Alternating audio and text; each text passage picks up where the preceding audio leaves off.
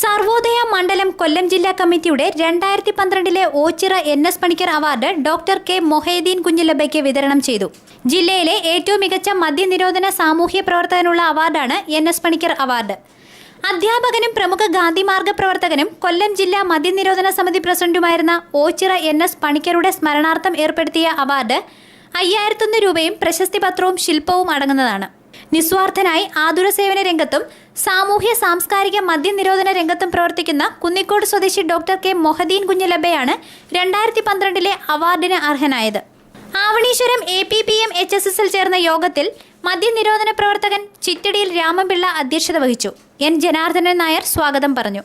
മുൻ മന്ത്രി VM സുധീരൻ ഉദ്ഘാടനവും അവാർഡ് ദാനവും നിർവഹിച്ചു.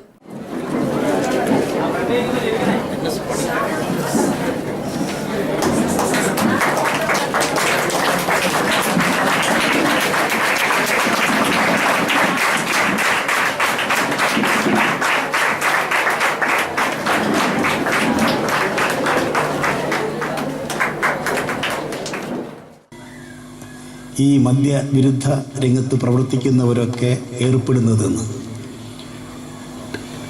സംവത്സരങ്ങളായി ലഹരി വിമുക്തമായൊരു സമൂഹത്തെ സ്വപ്നം കണ്ടുകൊണ്ട് അതിനുവേണ്ടി പ്രവർത്തിച്ചു വരുന്ന ടീച്ചറെ പോലുള്ളവർ ചില ഘട്ടങ്ങളിലെങ്കിലും നിരാശരായാൽ അത്ഭുതപ്പെടാനില്ല. കാരണം ഇന്ന് ലഹരിയുടെ സ്വാധീനം സമൂഹത്തിൽ ഏറി വരികയാണ്.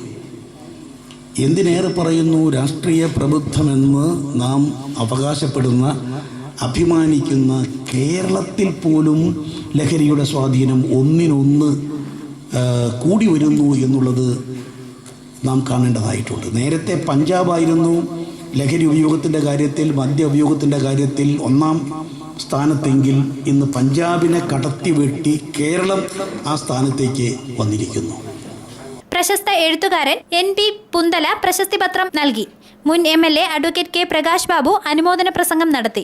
വിളക്കുടി ഗ്രാമപഞ്ചായത്ത് president Mini Jose Prakash, ward member Sulatha Rajeevan, ഗ്രാമപഞ്ചായത്ത് അംഗം K Shajahan, advocate Appukuttan Pillai, Yohannan Antony, Parakkunnil Sudhakaran, R Padmagireesh തുടങ്ങിയവർ സംസാരിച്ചു.